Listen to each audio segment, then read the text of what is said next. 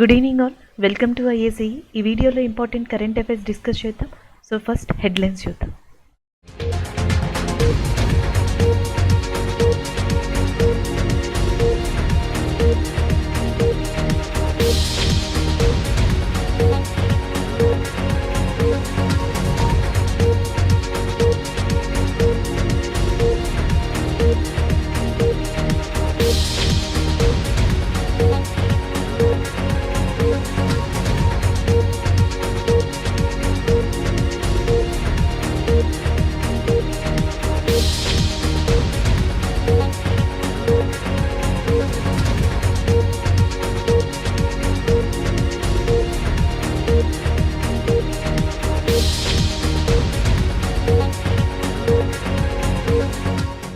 ఇక్కడ current affair వచ్చేటప్పటికి national safety day. So national safety day అనే దాన్ని 4th మార్చిన రికగ్నైజ్ చేశారు. సో ఇక్కడ మనకి రెండు విషయాలు ఉన్నాయి. నేషనల్ సేఫ్టీ డే అనే దాని గురించి మనం డిస్కస్ చేస్తున్నాం, and as well as national safety day week గురించి కూడా డిస్కస్ చేస్తున్నాం. సో నేషనల్ సేఫ్టీ వీక్ వచ్చేటప్పటికి 4th to 10th మార్చిన నిర్వహించడం జరుగుతుంది. నేషనల్ సేఫ్టీ డే వచ్చేటప్పటికి 4th మార్చిన రికగ్నైజ్ చేశారు. సో దీనిని national safety council of India ఏదైతే ఉందో సో అది నిర్వహించుకుంటూ వస్తుంది. ఇది మనకి 51st national safety day. So మనకి ఏదైతే ఎన్విరాన్మెంట్ పరంగా కానీ, ఎకానమీ పరంగా కానీ, సొసైటీ పరంగా కానీ అన్ని విధాలుగా కూడా అవేర్నెస్ ఇవ్వడం కోసం ఈ జాతీయ భద్రతా దినోత్సవం నేషనల్ సేఫ్టీ డే అనే దాన్ని రికగ్నైజ్ చేయడం జరిగింది. సో దీనికి ఒక థీమ్ని కూడా ఇచ్చారు, అంటే ఇతివృత్తాంతాన్ని కూడా ఇచ్చారు. And nature young minds develop safety culture. Nature young minds develop safety culture అనేది దీని యొక్క ఇతివృత్తాంతంగా ఉంది. సో ఒకసారి మళ్ళీ చూద్దాం. జాతీయ భద్రతా దినోత్సవం నేషనల్ సేఫ్టీ డే అనేది 4th మార్చిని రికగ్నైజ్ చేశారు. అండ్ ఇది 51వ national safety day. And national safety council of India దీనిని నిర్వహించుకుంటూ వస్తుంది. And nature young minds develop safety culture అనేది దీని యొక్క మెయిన్ థీమ్గా ఉంది. So next current affair book and ఆధార్కి సంబంధించిన కరెంట్ అఫైర్గా చెప్పొచ్చు. మనకి బుక్ వచ్చేటప్పటికి the millennial yogi, a modern day parable about reclaiming one's life. So ఇది కంప్లీట్గా మనకి హ్యూమన్ లైఫ్కి సంబంధించింది అండ్ దాని రిలేటెడ్గా చెప్పొచ్చు. సో దీన్ని ద మిలీనియల్ యోగి అనే టైటిల్తో రిలీజ్ చేశారు దీపం చటర్జీ. సో దీపం చటర్జీ వచ్చేటప్పటికి ఫార్మర్ ఇండియన్ ఆర్మీ క్యాపిటన్గా కూడా వర్క్ చేశారు ఈయన. సో అలాంటి పర్సన్ ఇటీవల మనకి ద మిలీనియల్ యోగి అనే బుక్ని మనకి రాసి రిలీజ్ చేసి ఉన్నారు. అది ఇక్కడ మనకి బుక్ అండ్ ఆధార్కి సంబంధించింది. Deepam Chatterjee is the author and the millennial yogi అనేది ఇక్కడ మనకి బుక్గా ఉంది. మోస్ట్లీ మీరు బుక్ అండ్ ఆధార్ని గుర్తుపెట్టుకుంటే చాలు. కానీ కొన్ని సందర్భాల్లో ద మిలీనియల్ యోగి అనే బుక్ రిలీజ్ అయింది, దీపం చటర్జీ గారు రిలీజ్ చేశారు ఆధార్గా. సో అది ఏ జోనర్కి సంబంధించింది, ఎలాంటి బుక్ అని అడిగే ఛాన్సెస్ ఉంటే మాత్రం సో అప్పుడు ఇది గుర్తుపెట్టుకోవాల్సి వస్తుంది. ఇది కంప్లీట్గా హ్యూమన్ లైఫ్కి సంబంధించింది and as well as music related కూడా దీంట్లో కొంత మనకి ఇన్ఫర్మేషన్ ఇవ్వడం జరిగింది. ఆ రెండింటిని మనకి కొలాబరేట్ చేస్తూ ఈ బుక్ని ఆయన కంపోజ్ చేయడం, రచించడం జరిగింది. ద మిలీనియల్ యోగి దీపం చటర్జీ గారు రాసింది.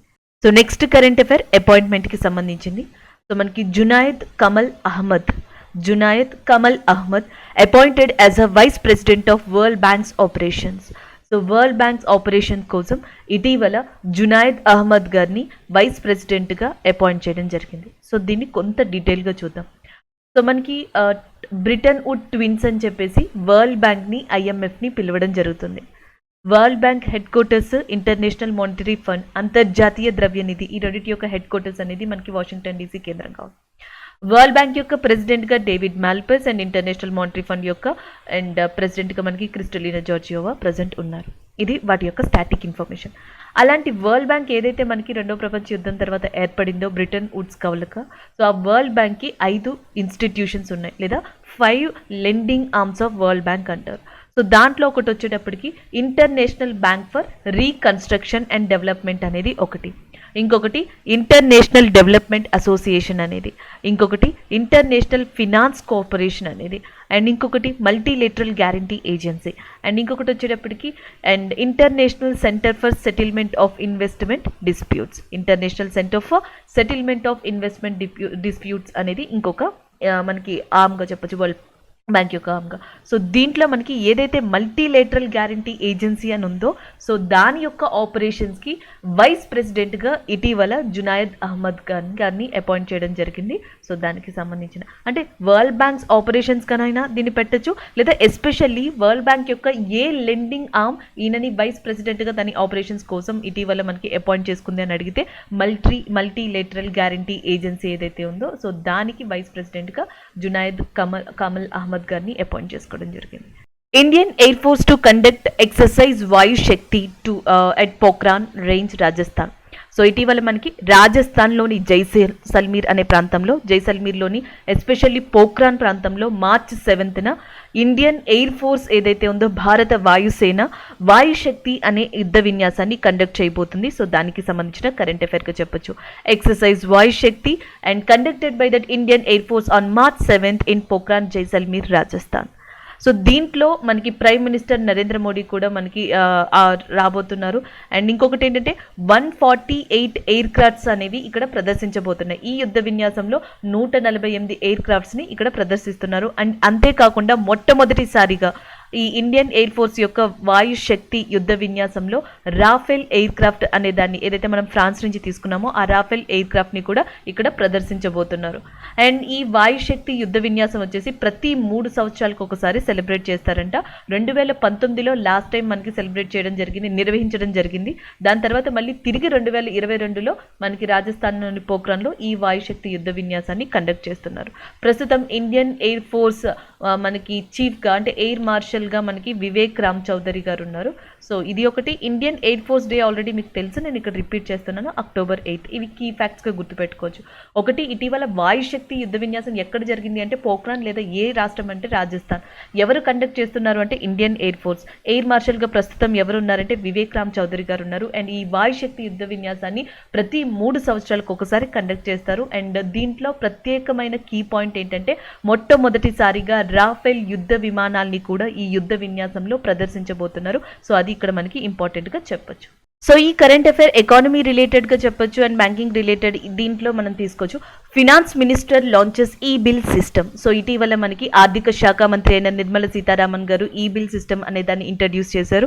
సో దానికి సంబంధించిన కరెంట్ అఫైర్గా చెప్పొచ్చు. ఇది కూడా దేని సందర్భంగా అంటే సివిల్ అకౌంట్స్ డే సందర్భంగా. మనకి ప్రతి సంవత్సరం మార్చి 2న సివిల్ అకౌంట్స్ డే అనే దాన్ని సెలబ్రేట్ చేసుకుంటూ వస్తున్నారు. సో ఈ సంవత్సరం 46వ సివిల్ అకౌంట్స్ డే సందర్భంగా మనకి ఆర్థిక శాఖ మంత్రి అయిన నిర్మలా సీతారామన్ గారు సో ఈ బిల్ అనే దాన్ని లాంచ్ చేశారు. దీని యొక్క ముఖ్య ఉద్దేశం ఏంటంటే సెంట్రల్ గవర్నమెంట్ సప్లయర్స్ ఎవరైతే ఉన్నారో సో వాళ్ళ బిల్స్ని ఎప్పుడైనా సరే ఎక్కడైనా సరే మనకి ఈ బిల్ ప్లాట్ఫామ్ ద్వారా అప్లోడ్ చేయొచ్చు, దానికి సంబంధించిన గ్రాంట్స్ని పొందొచ్చు. సో అది ఇక్కడ మనకి మెయిన్గా చెప్తున్నారు. దీనిని పబ్లిక్ ఫినాన్షియల్ మేనేజ్మెంట్ సిస్టమ్ ద్వారా మనకి రూపొందించడం జరిగింది. పబ్లిక్ ఫినాన్షియల్ మేనేజ్మెంట్ సిస్టమ్ ద్వారా ఏవైతే మనకి సెంట్రల్ గవర్నమెంట్ సప్లయర్స్కి సంబంధించిన బిల్స్ ఉంటాయో సో వాటిని అప్లోడ్ చేసి అప్రూవల్ అండ్ గ్రాంట్స్ పొందడం కోసం ఈ బిల్ అనే సిస్టమ్ని సివిల్ అకౌంట్స్ డే, అది కూడా 46వ సివిల్ అకౌంట్స్ డే సందర్భంగా ఇటీవల మనకి ఆర్థిక శాఖ మంత్రి అయిన నిర్మలా సీతారామన్ గారు లాంచ్ చేయడం జరిగింది. సో దానికి సంబంధించిన current affair. So next current affair ఒప్పందానికి సంబంధించింది, ఎంఓఈకి సంబంధించిందిగా గుర్తుపెట్టుకోవచ్చు. Google and ministry of electronics and information technology to train 100 Indian startups under app scale academy programme. So మనకి యాప్ స్కేల్ అకాడమీ ప్రోగ్రామ్ ద్వారా 100 ఇండియన్ స్టార్టప్స్ని ట్రైన్ చేయడం కోసం ఇటీవల Google and as well as ministry of electronics and information technology యొక్క startup hub రెండు కూడా మనకి ఒక ఒప్పందాన్ని కుదుర్చుకోవడం జరిగింది.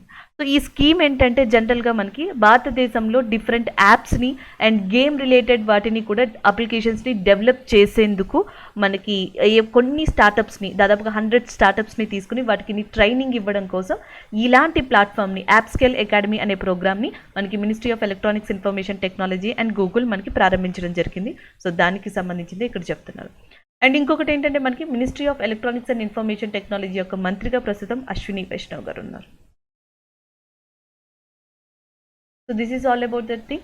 అంటే మనకి యాప్ స్కేల్ అకాడమీ ప్రోగ్రామ్ దేనికి సంబంధించింది అంటే ముఖ్యంగా స్టార్టప్స్కి సంబంధించి ఈ గేమ్స్ కానీ అండ్ బెస్ట్ అప్లికేషన్ రిలేటెడ్ కానీ సో వాటికి సంబంధించిన స్టార్టప్స్ ఏవైతే ఉన్నాయో అలాంటి వాటిలో బెస్ట్ 100ని తీసుకొని అంటే స్టార్ట్ అండ్ మిడిల్ రేంజ్లో ఉన్న స్టార్టప్స్ని తీసుకొని వాటికి ట్రైనింగ్ ఇచ్చి వాటిని డెవలప్ చేయడమే అండ్ గూగుల్ అండ్ ఏదైతే ministry of electronics information technology startup ఉందో దాని యొక్క ముఖ్య ఉద్దేశంగా చెప్పొచ్చు. సో అదే ఇక్కడ మనకి కరెంట్ అఫైర్. నెక్స్ట్ వన్ చూద్దాం. Next current affairs science and టెక్నాలజీకి సంబంధించింది అండ్ దట్ నాసా న్యూస్లో ఉంది. NASA launches next generation GOES T satellite. So NASA ఇటీవల 4 నెక్స్ట్ జనరేషన్ వెదర్డ్ శాటిలైట్స్ని లాంచ్ చేసింది. సో ఆ వెదర్డ్ శాటిలైట్స్కి గోస్-Tగా మనకి నేమ్ ఇవ్వడం జరిగింది. ఇక్కడ గోస్-T శాటిలైట్ అంటే అర్థం geo stationary operational environmental satellite. So మనకి ఎర్త్ చుట్టూ కూడా మనకి డిఫరెంట్ ఆర్బిట్స్ ఉంటాయి. ఇన్నర్ ఆర్బిట్ లేదా అవుటర్ ఆర్బిట్గా పిలవచ్చు. Geo synchronised orbit, Jio stationary ఆర్బిట్స్గా కింద కూడా పిలవడం జరుగుతుంది. ఏదైతే మనకి జియో స్టేషనరీ ఆర్బిట్ అనేది ఉందో సో అక్కడ ప్లేస్ చేసిన శాటిలైట్స్ని మనకి జియో స్టేషనరీ శాటిలైట్స్గా కూడా పిలుస్తారు. సో అర్త్కి కంప్లీట్గా మనకి ఒక పర్టిక్యులర్ డిస్టెన్స్ మీద మనకి ఇన్నర్ ఆర్బిట్ అండ్ అవుటర్ ఆర్బిట్గా చెప్పొచ్చు.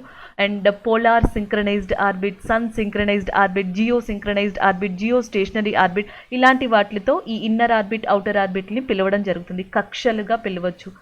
సో అయితే ఏదైతే మనకి ఇన్నర్ ఆర్బిట్ ఉందో అర్త్ సెంటర్ దగ్గర నుంచి చూసుకుంటే ఏదైతే ఇన్నర్ ఆర్బిట్ ఉందో దీన్ని జియో సింక్రనైజ్డ్ ఆర్బిట్ లేదా జియో స్టేషనరీ ఆర్బిట్గా పిలవడం జరుగుతుంది. ఇక్కడ ఎస్పెషల్లీ వెదర్ కోసం ఏవైతే శాటిలైట్స్ని యూజ్ చేస్తామో సో వాటిని ఇక్కడ ప్లేస్ చేయడం జరుగుతుంది.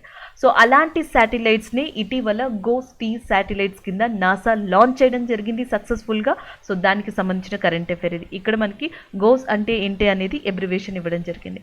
అలాగే దీన్ని దేనికోసం యూజ్ చేస్తారు అంటే national oceanic and atmospheric administration సంస్థ కోసం యూజ్ చేస్తారు. యుఎస్ఏ యొక్క జాతీయ ఓషనిక్ అండ్ అట్మాస్ఫియరిక్ అడ్మినిస్ట్రేషన్ విభాగం ఏదైతే ఉందో దానికి సంబంధించి ఏదైనా వెదర్ సంబంధించిన డేటా కానీ, హజార్డ్స్కి సంబంధించిన డేటా కానీ, ఎన్విరాన్మెంటల్ కండిషన్స్కి సంబంధించిన డేటా కానీ ఏదైతే ఉందో సో దాని గురించిన సమాచారాన్ని ఇవ్వడానికి దీన్ని యూజ్ చేయడం జరుగుతుంది. అదే ఇక్కడ మనకి మెయిన్ పాయింట్గా చెప్పొచ్చు.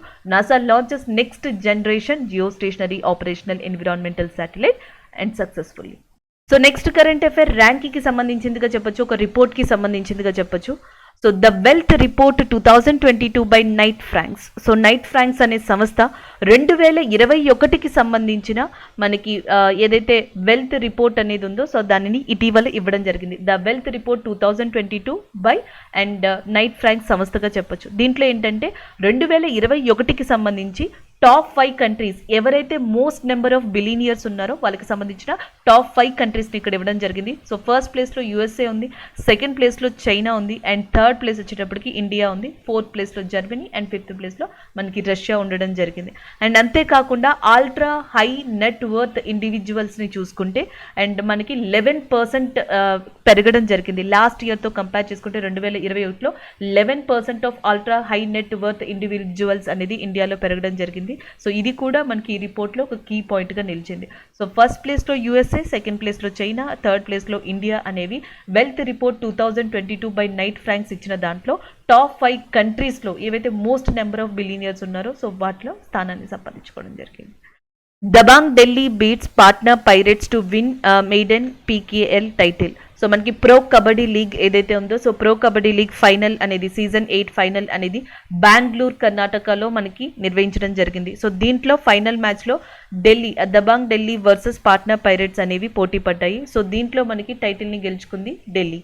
సో దబాంగ్ ఢిల్లీ ఏదైతే ఉందో ఈ టీమ్ సీజన్ 8 ఛాంపియన్స్గా నిలవడం జరిగింది. అండ్ యాక్చువల్గా మనకి ఈ ప్రో కబడ్డీ లీగ్ మొదలైన తర్వాత ఫస్ట్ మనకి జైపూర్ పింక్ ప్యాంథర్స్ అని చెప్పేసి ఉంది. అది ఫస్ట్ సీజన్ కబడ్డీ లీగ్ టైటిల్ని గెలవడం జరిగింది. అండ్ ఎక్కువగా ఈ కబడ్డీ లీగ్ టైటిల్స్ని గెలిచింది ఏది అంటే పాట్నా పైరేట్సే, 3 times గెలవడం జరిగింది. అలాంటి పాట్నా పైరేట్స్ మీద సో మనకి ఏదైతే ఢిల్లీ దబాంగ్స్ అనేది ఉందో సో అది మనకి ఫైనల్ మ్యాచ్ని ఆడడం జరిగింది. సో దాంట్లో పాట్నా పైరేట్స్ని డిఫీట్ చేసి సీజన్ 8 ప్రో కబడ్డీ లీగ్ అనే దాన్ని సో మనకి దబాంగ్ ఢిల్లీ టీం అనేది గెలుచుకోవడం జరిగింది. సో ఏ టీం అయితే ఈ ప్రో కబడ్డీ లీగ్ని గెలుచుకుంటుందో వాళ్ళకి క్యాష్ ప్రైజ్ 3 కోట్ల దాకా ఇవ్వనున్నారు. 3 crores is a cash prize to that విన్నర్స్గా చెప్పొచ్చు టీమ్కి. అండ్ నెక్స్ట్ వచ్చేటప్పటికి ఇందులో డిఫరెంట్ కైండ్ ఆఫ్ అవార్డ్స్ని ఇచ్చారు. డిఫెండర్ ఆఫ్ ద సీజన్ అని చెప్పేసి, డిఫెండర్ ఆఫ్ ద ప్లేయర్ అని చెప్పేసి ఇట్లా అవార్డ్స్ ఇవ్వడం జరిగింది. So defender of the season అవార్డ్ని ఎవరికి ఇచ్చారంటే మనకి Mohammad Reza. So Mohammad Reza అనే పర్సన్కి defender of the season award అనేది ఇవ్వడం జరిగింది. 31st south east Asian games to be held in Vietnam. So 31వ సౌత్ ఈస్ట్ ఏషియన్ గేమ్స్ అనేవి ఇటీవల వియత్నాంలో జరగబోతున్నాయి. దానికి సంబంధించిన కరెంట్ అఫైర్గా చెప్పొచ్చు. March 12th నుంచి March 23rd దాకా సౌత్ ఈస్ట్ ఏషియన్ గేమ్స్ అనేవి మనకి వియత్నాంలో నిర్వహించబోతున్నారు. సో దాదాపుగా ఇక్కడికి వచ్చేటప్పటికి 40 స్పోర్ట్స్ అనేవి ఈ ఈవెంట్లో పార్టిసిపేట్ చేయబోతున్నాయి. 40 స్పోర్ట్స్ని మనకి ఇందులో కండక్ట్ చేయబోతున్నారు. దీని యొక్క మోటో వచ్చేటప్పటికి for stronger south Asia. So for stronger south east Asia అనేది దీని యొక్క మోటోగా ఉంది. సో మళ్ళీ ఒకసారి చూద్దాం. యాక్చువల్గా ఏంటంటే ఈ సౌత్ ఈస్ట్ ఏషియన్ గేమ్స్ ఉన్నాయి కదా, ఈ సౌత్ ఈస్ట్ ఏషియన్ గేమ్స్ 2021లో జరగాలి. కానీ 2021లో పోస్ట్ పోన్ అయ్యి ఆ గేమ్స్ ఇప్పుడు 2022లో జరుగుతున్నాయి వియత్నాంలో. అండ్ 2023లో ఈ సౌత్ ఈస్ట్ ఏషియన్ గేమ్స్ని ఎక్కడ నిర్వహిస్తారంటే కాంబోడియాలో. సో 2021కి సంబంధించింది 2022లో కండక్ట్ చేస్తున్నారు వియత్నాంలో. అండ్ 2023లో ఇదే సౌత్ ఈస్ట్ ఏషియన్ గేమ్స్ కాంబోడియాలో జరగబోతున్నాయి. ఇప్పుడు ప్రస్తుతం ఈ సంవత్సరం జరిగే సౌత్ ఈస్ట్ ఏషియన్ గేమ్స్ యొక్క Moto for stronger south east Asia అనేది దీని యొక్క మోటోగా ఉంది. అండ్ మస్కట్ వచ్చేటప్పటికి సవోలా. సో సవోలా అనేది ఆ మామలిన్ వియత్నాంలో ఉండే ఒక క్షీరదం అంట, ఆ ప్రాంతానికి సంబంధించింది. సో దాన్ని ఇక్కడ మస్కట్గా తీసుకోవడం జరిగింది. అలాగే కామన్వెల్త్ గేమ్స్ వచ్చేటప్పటికి మనకి 2022లో బ్రిమింగ్హామ్లో జరగబోతున్నాయి, 2026లో మెల్బోర్న్లో జరగబోతున్నాయి. సో ఈరోజు ఏవైతే మనం కరెంట్ అఫైర్స్ డిస్కస్ చేసుకున్నామో వాటి రివ్యూ చూద్దాం. నేషనల్ సేఫ్టీ డే అనే దాని గురించి మనం డిస్కస్ చేసుకోవడం జరిగింది. March 4th మనకి నేషనల్ సేఫ్టీ డే అనే దాన్ని రికగ్నైజ్ చేశారు అని. అలాగే నేషనల్ సేఫ్టీ డే వీక్ గురించి కూడా మనం డిస్కస్ చేసుకోవడం జరిగింది. ద మిలీనియల్ యోగి అనే బుక్ గురించి మనం డిస్కస్ చేసుకున్నాం. ఫార్మర్ ఇండియన్ ఆర్మీ కెప్టెన్ దీన్ని రాయడం జరిగింది. నెక్స్ట్ వచ్చేటప్పటికి Junaid Ahmad appointed as a vice president of world bank's operations. World bank's operations కోసం ఎస్పెషల్లీ వరల్డ్ బ్యాంక్ యొక్క 5 లెండింగ్ ఆర్మ్స్లో one of the main lending arm అయిన మల్టీలేటరల్ గ్యారంటీ ఏజెన్సీ అనే దానికి వైస్ ప్రెసిడెంట్గా జునైద్ అహ్మద్ గారిని అపాయింట్ చేయడం జరిగింది. దానికి సంబంధించిన కరెంట్ అఫైర్ ఇది. Indian air force to conduct exercise Vayu Shakti at Pokhran range Rajasthan. ఇటీవల రాజస్థాన్లోని జైసల్మీర్లో పోఖ్రాన్ ప్రాంతంగా March 7th వాయు శక్తి అనే యుద్ధ విన్యాసాన్ని ఇండియన్ ఎయిర్ ఫోర్స్ భారత వాయుసేన కండక్ట్ చేయనుంది. సో దీంట్లో prime minister of India Narendra Modi కూడా మనకి పార్టిసిపేట్ చేయనున్నారు, పాల్గొననున్నారు ఈ ఈవెంట్లో. అండ్ దాంతోపాటుగా 148 ఎయిర్ క్రాఫ్ట్స్ని ఇక్కడ ఎగ్జిబిట్ చేయనున్నారు. And first time Rafale air క్రాఫ్ట్ని కూడా ఈ వాయుశక్తి యుద్ధ విన్యాసంలో ఇండియన్ ఎయిర్ ఫోర్స్ అనేది ప్రదర్శించనుంది. And finance minister launches e bill system. So మనకి సెంట్రల్ గవర్నమెంట్ సప్లయర్స్కి ఎప్పుడైనా సరే ఎక్కడైనా సరే ఈ బిల్స్ని ఏవైతే ఉన్నాయో వాటిని అప్లోడ్ చేసుకుని వాటికి సంబంధించిన గ్రాంట్స్ని అండ్ అప్రూవల్ని పొందే విధంగా ఈ బిల్ సిస్టమ్ అనే దాన్ని ఇటీవల సివిల్ అకౌంట్స్ డే సందర్భంగా నిర్మల సీతారామన్ గారు ప్రారంభించడం జరిగింది. దానికి సంబంధించిన కరెంట్ అఫైర్ ఇది. Google and ministry of electronics and information technology to train 100 Indian startups under appscale academy programme. So మనకి యాప్స్కేల్ అకాడమీ ప్రోగ్రామ్ అనే దాన్ని ఇటీవల Google and ministry of electronics information technology యొక్క స్టార్టప్ హబ్ ప్రారంభించాయి. దీని యొక్క ముఖ్య ఉద్దేశం ఏంటంటే భారతదేశంలో గేమ్స్ అండ్ యాప్స్ అప్లికేషన్ని ఇంకా ఎక్కువగా విస్తరింపచేయాలి, ఎక్స్పాండ్ చేయాలన్న ఉద్దేశంతో. సో మనకి ఏవైతే start and mid range startups ఉంటాయో అలాంటి వాటిని 100ని తీసుకుని ఈ 100 స్టార్టప్స్ని కూడా ట్రైన్ చేయడం జరుగుతుంది. అది ఇక్కడ మనకి మెయిన్ కరెంట్ అఫైర్గా చెప్పొచ్చు. NASA launches next generation GOES T satellite. Geo synchronised earth stationary earth satellite ఏదైతే ఉందో, సో ఆ జియో సింక్రనైజ్డ్ అర్త్ శాటిలైట్ అనే దాన్ని ఏదైతే వెదర్ కోసం ముఖ్యంగా నాసా యూజ్ చేస్తుందో ఆ శాటిలైట్ని ఇటీవల సక్సెస్ఫుల్గా లాంచ్ చేసింది. దానికి సంబంధించిన కరెంట్ అఫైర్ ఇది. The wealth report 2022 by Knight Franks అనే సంస్థ వెల్త్ రిపోర్ట్ 2022ని ఇవ్వడం జరిగింది. సో మోస్ట్ ఏమంటారు population billionaires, most popular billionaires in the వరల్డ్కి సంబంధించిన ర్యాంక్స్ ఇవి. దీంట్లో USA ఫస్ట్ స్థానంలో ఉంటే, సెకండ్ స్థానంలో చైనా అండ్ థర్డ్ స్థానంలో ఇండియా, 4th ప్లేస్లో జర్మనీ అండ్ 5th ప్లేస్లో రష్యా అనేవి నిలవడం జరిగాయి. సో ఇటీవల మనకి సీజన్ 8 యొక్క ప్రో కబడ్డీ లీగ్ అనేది మనకి కర్ణాటకలోని బెంగళూరు కేంద్రంగా జరిగింది. Final match Dabangg Delhi beats and as well as Patna పైరేట్స్కి మధ్య జరిగింది. So 3 times kabaddi pro league winners అయిన పాట్నా పైరేట్స్ని డిఫీట్ చేసి సీజన్ 8 టైటిల్ని దబాంగ్ ఢిల్లీ బీట్స్ గెలుచుకోవడం జరిగింది. దీంతో పాటుగా 3 కోట్ల క్యాష్ ప్రైజ్ని కూడా వీళ్ళు గెలుచుకోనున్నారు. అండ్ అత్యధిక సార్లు ఈ కబడ్డీ ప్రో లీగ్ టైటిల్ని గెలుచుకుంది పాట్నా పైరేట్సే. ఫస్ట్ టైం గెలుచుకుందేమో మనకి జైపూర్ పింక్ ప్యాంథర్స్, ప్రస్తుతం గెలుచుకున్నది Dabangg Delhi pirates. Next one 31st south east Asian games to be held in Vietnam. 31వ సౌత్ ఈస్ట్ ఏషియన్ గేమ్స్ అనేవి వియత్నాంలో జరగబోతున్నాయి. సో దానికి సంబంధించిన కరెంట్ అఫేర్ ఇది. అలాగే 2023లో సౌత్ ఈస్ట్ ఏషియన్ గేమ్స్ అనేవి మనకి కాంబోడియా కేంద్రంగా నిర్వహించడం జరుగుతుంది. సో ఈ సౌత్ ఈస్ట్ ఏషియన్ గేమ్స్కి సంబంధించి మోటో యాజ్ వెల్ యాజ్ మస్కట్ని ఇటీవల రిలీజ్ చేయడం జరిగింది. సో దానివల్ల ఇవి కరెంట్ అఫేర్స్లోకి రావడం జరిగింది. సో ఇవి ఈ రోజు మనం ఓవరాల్గా డిస్కస్ చేసుకున్న కరెంట్ అఫేర్స్గా చెప్పొచ్చు. Thank you.